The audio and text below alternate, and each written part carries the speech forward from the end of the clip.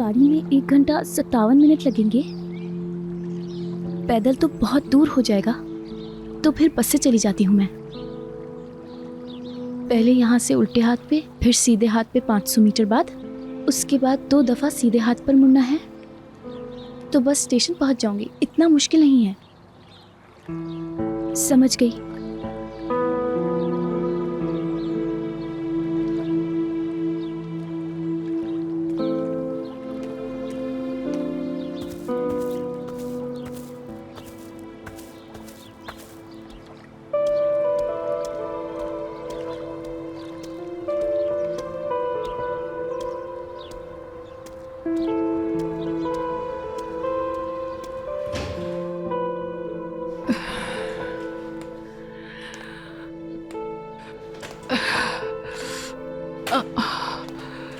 Ayesha,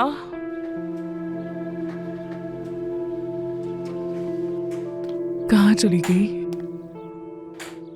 Elia, Elia,